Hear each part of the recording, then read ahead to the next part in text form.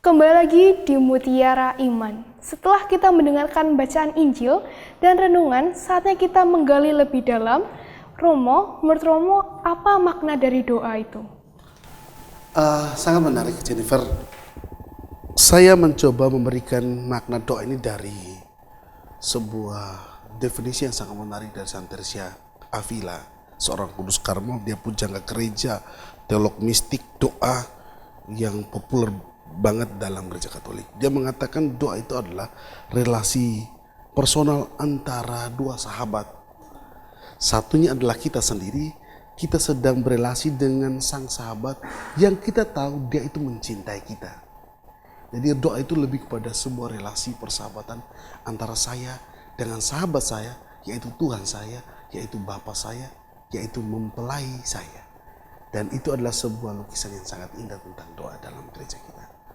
Namun seringkali di era modern ini, Romo, banyak kaum muda itu sering melupakan doa menghadapi berbagai tantangan. Menurut Romo sendiri, bagaimana Pak tanggapannya? Tentang situasi zaman ini memang sangat disayangkan kalau misalnya kita melihat bahwa banyak sekali orang muda, banyak sekali entah yang berprofesi sebagai apa dan bagaimana profesinya, banyak sekali orang melupakan doa mungkin karena masih belum merasakan bahwa doa itu adalah sebuah kebutuhan.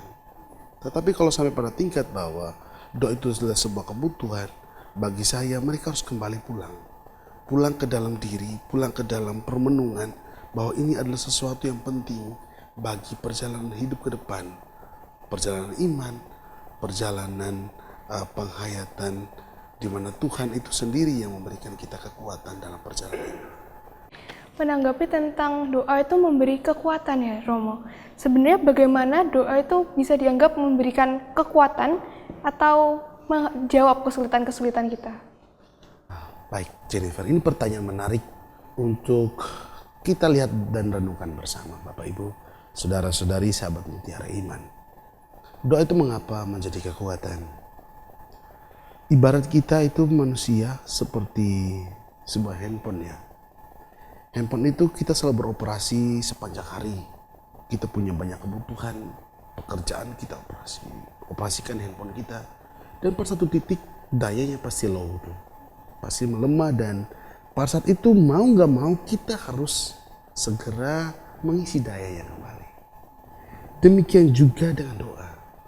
Doa itu adalah bagaimana kita diantar untuk menerima daya, yaitu sumber berkat dari Tuhan untuk hidup kita di tengah segala macam beban, persoalan, dengan segala macam pekerjaan-pekerjaan rutinitas yang kita lakukan. Oh Tuhan, ini saya capek banget nih.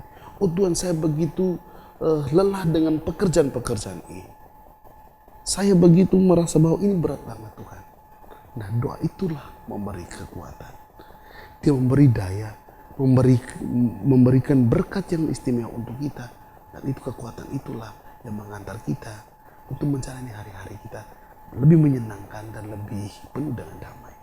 Baik, Romo. Jadi sebenarnya secara sederhana, agar doa itu tidak terasa membosankan atau dapat dilupakan, apakah doa itu harus panjang, formal, dan atau boleh sesuai apa kata hati kita, Romo?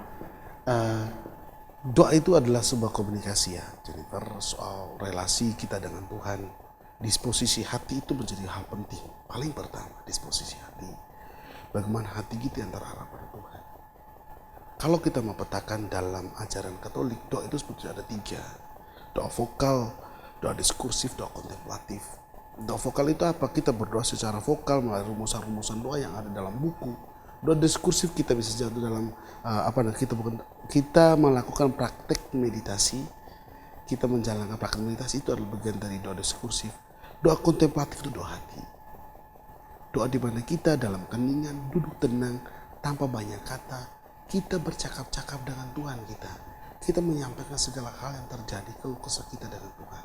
Dan itu bagi saya adalah hal yang mesti kita buat. Lebih seperti itu. Bukan berarti kita mengabaikan doa vokal dan doa diskursif ya. Tetapi di tengah segala situasi yang kita alami saat ini, di tengah kesibukan, doa hati itu menjadi sangat penting. Tidak perlu menggunakan kata-kata yang bertele-tele dalam bahasa kitab suci ya. tapi kita dengan disposisi hati terarah kepada Tuhan, dan kita menyampaikan seperti seorang anak menyampaikan kepada Bapa. Kemudian bagaimana caranya doa dapat menolong kita dalam menghadapi pencobaan, Romo? Baik Jennifer, doa menolong kita dalam menghadapi cobaannya. Hidup kita itu ibarat seperti sedang berlayar, seperti sebuah kapal yang sedang berlayar di tengah samudera yang begitu luas. Tentu kita dihadapkan dengan banyak sekali badai kehidupan, dan itu adalah tantangan-tantangan. Dan bagaimana doa itu mengantar kita untuk bisa melewati tantangan-tantangan itu sebagai kekuatannya. Kapal itu dia akan terus diombang-ambing oleh badai kehidupan, oleh badai itu sendiri, dan supaya dia aman, dia harus menjatuhkan jangkarnya ke dasar laut. Kemudian jangkar itu tertanam di dasar laut, sehingga ketika badai itu mengempas kiri kanan menghantam perahu itu, dia tetap tenang dan tidak terbawa arus.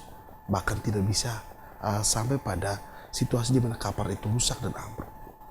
Doa kurang lebih seperti itu, Jennifer.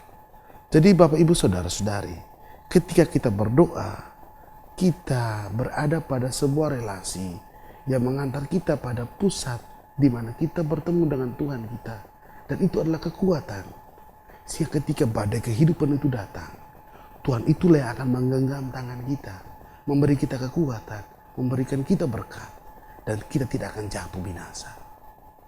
Menarik sekali Jennifer, ada seorang kudus, dia mengatakan ketika dia mengalami banyak tantangan, yang dia minta itu bukanlah Tuhan, jauhkanlah aku dari tantangan ini, tetapi dia minta Tuhan, berkatilah aku, tambahkanlah salibmu, dan buatlah aku mencintai engkau lebih sungguh.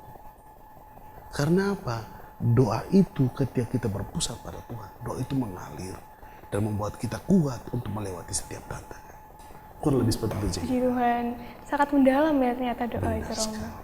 Jadi itu menjadi kekuatan yang sangat berharga bagi kebutuhan spiritual setiap manusia. Maka orang-orang Kristen yang setia tekun berdoa, dia akan mengalami perubahan dalam hidupnya.